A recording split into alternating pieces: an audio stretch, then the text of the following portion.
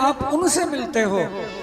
भगवान ने कहा सुनो, कहा रघुपति सुनो भामिनी बात, कहा रघुपति सुनो भामिनी बात, कहा रघुपति सुनो भामिनी बात।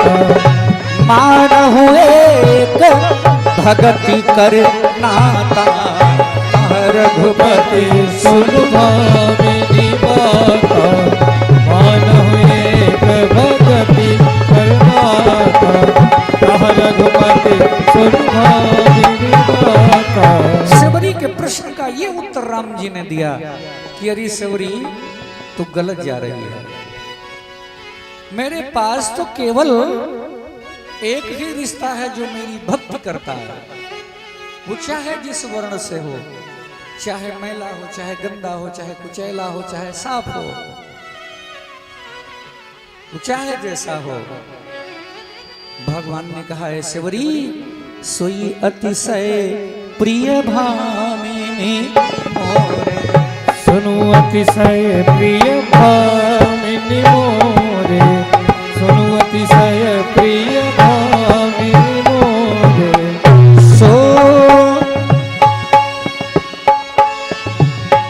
सो अतिशय प्रिय भामिनी मोरे,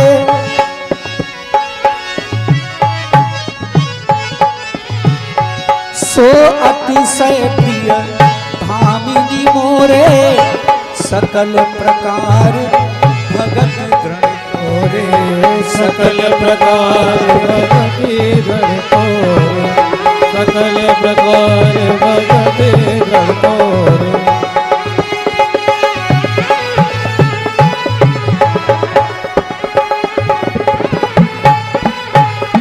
बहुत अच्छे भैया। सेवरी से भगवान कहते हैं सुन, जो मेरा भक्त है, जो निरंतर मेरा स्मरण करता है, निरंतर मेरा चिंतन करता है, सोई अतिशय प्रिय भामिनी मोरे। मानस जी में कुछ शब्द प्रयोग किए गए हैं, जहां पे अति लगा हुआ है फिर सारी सीमाएं जो हैं सारी वो समाप्त हो जाती। जहां पे अति लग जाए फिर कोई उपमा बाकी नहीं रहती है। भगवान ने कहा सोई अतिशय प्रिय, वही मुझे परम प्रिय है।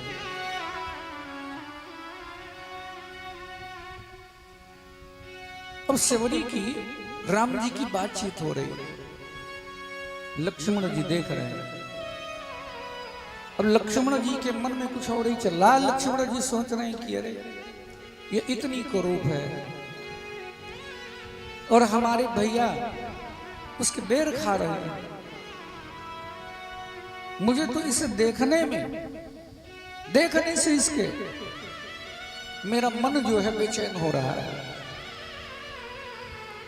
अब राम जी को जानते कितनी देर लगती है, क्योंकि राम जी के लिए लिखा है कि जब जब लक्ष्मण जी के मन में कोई बात आई तो लक्ष्मण जी को कहना नहीं पड़ा। बालकांड में देखिए, राम अनुज मन की गति जाने, राम अनुज की गति जाने,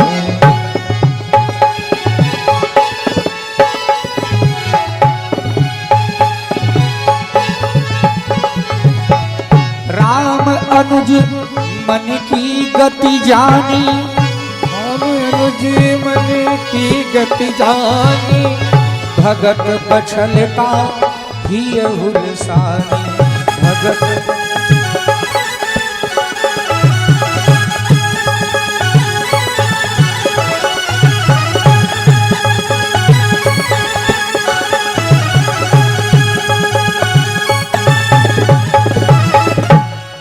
तो राम जी अपने भाई के भावों को पढ़ लिया करते थे।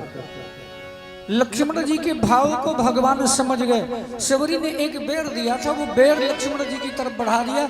अरे भाई तू चुपचाप बैठा क्यों है, ये ले इस बेर को खा करके देख कितना मीठा है। अब लक्ष्मण जी क्या करें, बेर तो हाथ में ले लिया, लेकिन लक्ष्मण जी सोच लिए इस बेर को मैं खाऊंगा नहीं। भगवान की नजर बचा करके लक्ष्मण जी ने बेर को इतनी जोर से चलाया, वो जा करके द्रोणागिरि पर्वत पे गिरा और झूठा मूठा मुंह चला रहे हैं। वाह भैया वाह, बड़ा आनंद आ गया, बहुत मीठा था, बहुत मीठा था, बड़ा आनंद आया।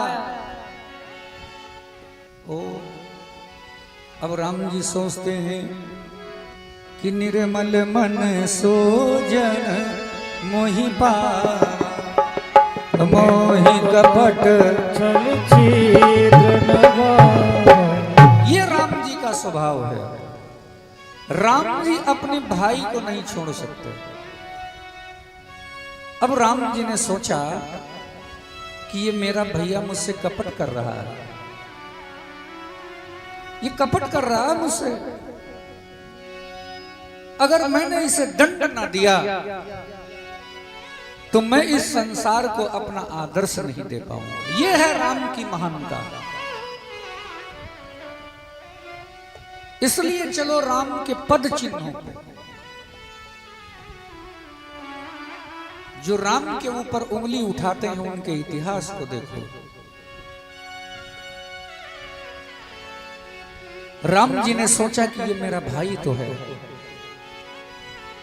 लेकिन आज इसने मुझसे कपट किया है और मेरा स्वभाव है मोहि कपट छल छिद्र न भावा, मुझे इसे दंड देना है। यहां पे राम जी ने लक्ष्मण जी को मानसिक श्राप दे दिया। मानसिक श्राप दे दिया कि हे लक्ष्मण, तूने मेरे भक्त के प्रेम को ठोकर मारी है। ये बेर नहीं है, ये इस भिलनिया का प्रेम है। प्रेम मां के बस भगवान हो, शिवरी के घर मां। भगवान कहते हैं ये प्रेम है, मुझे प्रेम खींच करके लाया है यहां तक। ये बेर नहीं, ये तो शिवरी का प्रेम है। तूने प्रेम को ठोकर मार दी, जा। तुझे मृत्यु के समान कष्ट होगा, मृत्यु के समान तुझे दंड मिलेगा, और यही बेर तेरे प्राणों की रक्षा करेगा। इसी से तेरे प्राण बचेंगे। तो उस राम ने, उस ब्रह्म ने अपने भाई को क्षमा नहीं किया। अगर छल करोगे, देखो 3 शब्द हैं। भगवान की परीक्षा न लो, भगवान की समीक्षा मत करो,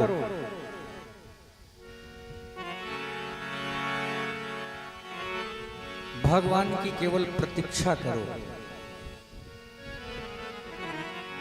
अब लोग भगवान की परीक्षा लेने के लिए तैयार रहते हैं। ये परीक्षा ही है। शिव जी के मंदिर में गए, राम जी के मंदिर में गए, वहां परीक्षा ले रहे हैं कि प्रभु हमारा अगर ये कार्य हो गया, आपने कर दिया, तो मैं आपके यहाँ कथा कराऊंगा, ये करूंगा, वो करूंगा। ये परीक्षा लेने की बात है। तो भगवान की परीक्षा मत लो। अगर भगवान की परीक्षा ली तो हमारे यज्ञेश नंदन जी आप लोगों को कथा सुना रहे हैं, सती चरित्र। सती जी ने राम की परीक्षा ली है रामचरितमानस में। उसका कितना घातक परिणाम निकला। सती को अपने प्राण त्यागने पड़े, अपने शरीर को जलाना पड़ा। भगवान की परीक्षा मत लो, समीक्षा, भगवान की बराबरी मत करो।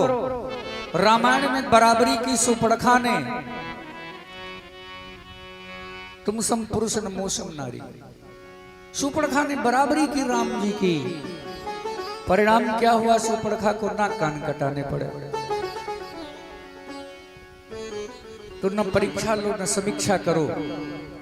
अगर कुछ करना है तो केवल शिवरी के समान प्रतीक्षा करो। शिवरी ने कितनी प्रतीक्षा की है।